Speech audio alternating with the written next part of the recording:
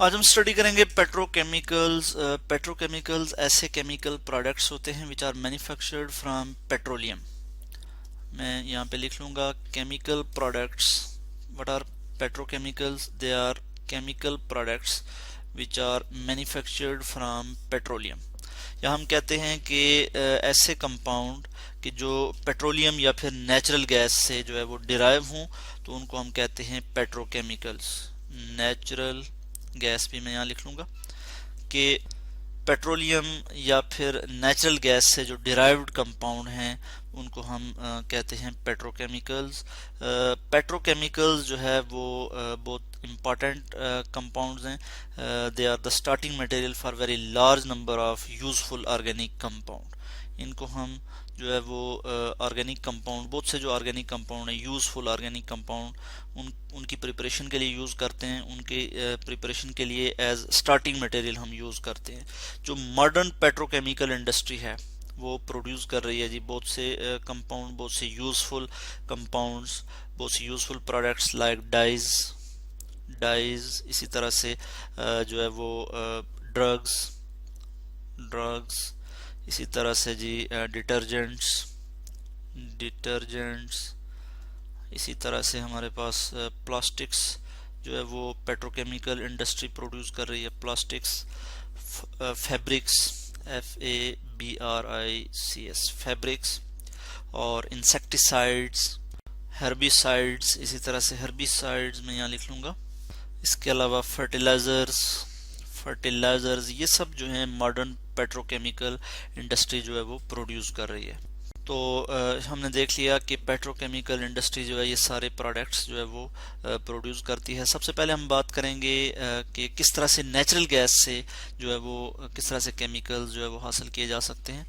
तो मैं यहाँ लिखूँगा chemicals from natural gas. Chemicals from natural gas. तो नेचुरल गैस का जो कंस्टिट्यूएंट है वो मेन जो कंस्टिट्यूएंट है वो क्या है जी? मीथेन है। ठीक है, इट कंटेन मीथेन। उसके अलावा इथेन और प्रोपेन भी इसमें मौजूद होते हैं। CH4 हम मीथेन को कहते हैं। इसी तरह से इथेन है C2H6, इसी तरह से प्रोपेन C3H8। तो ये हमारे पास जो है वो क्या है जी? नेचुरल गैस के एसेंशियल कंस्टिट्यूएंट हैं, और इनको सेपरेट किया जाता है by different techniques, by different engineering methods. और वो इंजीनियरिंग मेथड क्या है? उनमें डिस्टिलेशन आ जाता है, सिलेक्टिव एब्जॉर्प्शन आ जाती है, और हम कहते हैं सॉल्वेंट एब्जॉर्प्शन या फिर फ्रैक्शनल डिस्टिलेशन। ये सारी टेक्निक्स हैं, इनको यूज़ किया जाता है फॉर सेपरेशन ऑफ दीज जो है कंस्टिट्यूएंट्स, दीज कंपाउंड्स। और मीथेन जो है इसको कन्वर्ट किया जाता है एसिटाइलिन में बाई क्रैकिंग। जैसा कि मैं यहाँ पे आपको एक रिएक्शन दिखा सकता हूँ,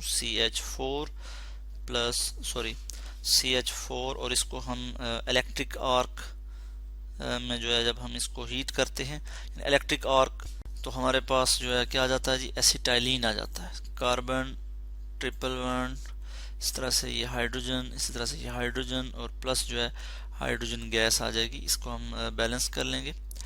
यहाँ पे 4 हाइड्रोजन है और यहाँ पे भी 4 हाइड्रोजन है, मगर यहाँ पे कार्बन जो है वो बैलेंस नहीं है। कार्बन को बैलेंस करने के लिए मैं यहाँ पे 2 लगाऊंगा। अब हम हाइड्रोजन को बैलेंस करेंगे। 4 2 8, हाइड्रोजन कितने हो जाते हैं जी? यहाँ पे 8 हो जाते हैं, तो मैं यहाँ पे 3 लगाऊंगा। 3 2 6 प्लस 2 8। अब इक्वेशन बैलेंस हो जाएगी। तो यहाँ पे जो हाइड्रोजन गैस हमें हासिल होती है which is derived from natural gas and it is used for manufacture of fertilizers, ammonium nitrate and urea. इसके लिए हम ये हाइड्रोजन जो है वो यूज़ करते हैं। इसी तरह से एसिटाइलिन के भी बहुत से यूजेस हैं, और एसिटाइलिन से हम क्या बनाते हैं? विनाइल क्लोराइड बनाते हैं, क्लोरोप्रीन, एक्राइलो नाइट्राइल, इस तरह के जो पॉलीमर्स हैं जो कि बहुत एसेंशियल कंपाउंड्स हैं, ये हम जो है वो बनाते हैं यहाँ पे। ठीक हो गया। इसी तरह से हम देखते हैं कि कुछ और भी जो है केमिकल्स हैं जो कि हम पेट्रोलियम से हासिल कर सकते हैं। तो मैं यहाँ लिखूँगा chemicals from petroleum. Chemicals from, कि पेट्रोलियम से हम कौन से केमिकल हासिल करते हैं? Chemicals from petroleum. और तो और हम यहाँ पे हासिल क्या कर लेते हैं जी? पेट्रोलियम से हम यहाँ पे रिफाइनरी गैस है जी। रिफाइनरी गैस, रिफाइनरी में बेसिकली हम क्रूड ऑयल की जो है वो क्या कर रहे होते हैं, फ्रैक्शनल डिस्टिलेशन करते हैं, उससे नंबर ऑफ प्रोडक्ट्स जो है वो हासिल करते हैं, उसको रिफाइन करते हैं, तो उससे रिफाइनरी गैसेस जो होती हैं वो भी इम्पॉर्टेंट हैं, उनसे भी हम बहुत से पेट्रोकेमिकल जो है वो हासिल करते हैं। इसी तरह से लाइट नेफ्था है, light naphtha NaPH, light naphtha, ये भी एक फ्रैक्शन है पेट्रोलियम की। और कैरोसिन, यहाँ पे मैं लिख लूँगा कैरोसिन। तो ये हमारे पास जो है वो प्रोडक्ट्स आ जाती हैं पेट्रोलियम से। तो इनसे हम नंबर ऑफ पेट्रोकेमिकल्स हासिल करते हैं। सबसे पहले मैं यहाँ पे बात करूँगा रिफाइनरी गैसेस की। रिफाइनरी गैसेस, तो रिफाइनरी गैसेस से हमारे पास बहुत सी प्रोडक्ट्स आती हैं, जैसा कि हमारे पास जो है वो इथेन आ जाएगी, इथेन है, प्रोपेन है। तो इथेन जो है, इससे हम इसकी अगर हम स्टीम पायरोलिसिस करें, यानी हम इसे हीट करें, पायरोलिसिस मीन हीट, यानी इसकी जो है वो थर्मल डिकम्पोजिशन करें, CH3CH3, और मैं यहाँ लिखूँगा, यहाँ पे लिखूँगा स्टीम पायरोलिसिस। इसकी हम स्टीम पायरोलिसिस करते हैं, और पायरोलिसिस मैं बता रहा हूँ कि इसकी हम क्या करते हैं, थर्मल डिकम्पोजिशन करते हैं, और in the absence of oxygen जब हम इसको हीट करते हैं तो इसकी क्या होती है जी, पायरोलिसिस होती है। और स्टीम की मौजूदगी में जब हम इसकी पायरोलिसिस करते हैं तो हमारे पास आ जाता है ethylene, CH2 double bond CH2। और इसी तरह से हमारे पास क्या आ जाता है जी, हाइड्रोजन गैस आ जाती है H2। तो ये हमारे पास क्या आ गया जी, इथाइलिन आ गया। और इथाइलिन से हम बहुत से प्रोडक्ट्स हासिल करते हैं, ethyl alcohol, ethyl chloride, ethylene glycol, polyethylene, acetic acid, aspirin में इसका यूज़ है। इसी तरह से स्टायरीन में, रबर में, बहुत सी प्रोडक्ट्स हम इससे हासिल करते हैं। पॉलीस्टायरीन जिसे हम कहते हैं जी, स्टायरोफॉर्म भी हम कहते हैं। इसी तरह से हम अगर यहाँ पे प्रोपेन की स्टीम पायरोलिसिस करें तो हमारे पास प्रोपीन प्लस हाइड्रोजन गैस आ जाएगी। प्रोपीन जो है उसके भी बहुत से यूजेस हैं, उससे हम नंबर ऑफ कंपाउंड जो है वो हासिल करते हैं, लाइक आइसोप्रोपाइल अल्कोहल, ठीक है। उसके अलावा क्यूमीन, एसीटोन, नाइट्रोग्लाइसरीन, प्रोपाइलीन ऑक्साइड, मैं यहाँ पे लिख भी लेता हूँ, यहाँ पे मैं यहाँ पे प्रोडक्ट लिख लूँगा। एक और रिएक्शन लिख लेता हूँ कि किस तरह से हम प्रोपेन जो है उससे हम हासिल करते हैं प्रोपीन। यहाँ पे मैं लिख लूँगा CH3CH2, और इसकी पायरोलिसिस करेंगे तो हमारे पास क्या आ जाएगा जी, हमारे पास आ जाएगा प्रोपीन। ओके, इसको हम बेहतर करके लिख लूँ, CH2 और यहाँ पे मैं लिख लूँगा CH3, और इसी तरह से मैं यहाँ लिख लूँगा H2। तो ये हमारे पास क्या आ जाता है जी, प्रोपीन। प्रोपीन से मैंने कहा कि बहुत से हम प्रोडक्ट्स हासिल करते हैं, प्रोपाइलीन ऑक्साइड, ग्लाइसरीन हम इससे हासिल करते हैं, नाइट्रोग्लाइसरीन, इसी तरह से बहुत से डिटर्जेंट्स और आइसोप्रोपाइल अल्कोहल वगैरह हम इससे जो है वो बनाते हैं प्रोपीन से। अब हम बात करेंगे लाइट नेफ्था की, कि लाइट नेफ्था से हम कौन सी प्रोडक्ट्स जो है वो हासिल करते हैं। तो मैं यहाँ पे इसको यहाँ से हटा देता हूँ फिलहाल, और यहाँ पे मैं लाइट नेफ्था को जो है वो डिस्कस करूँगा।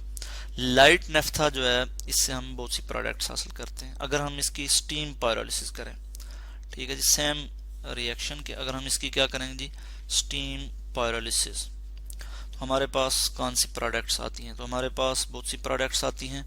हमारे पास इथाइलिन आ जाएगा जी, इथाइलिन। इसी तरह से हमारे पास जो है इस स्टीम पायरोलिसिस के नतीजे में प्रोपीन आ जाएगा, प्रोपीन, अगर हम लाइट नेफ्था की स्टीम पायरोलिसिस करें। इसी तरह से ब्यूटाडाइन, और हमारे पास आ जाएगा ब्यूटाइलिन, BUTYLENES, ब्यूटाइलिन्स, ठीक है।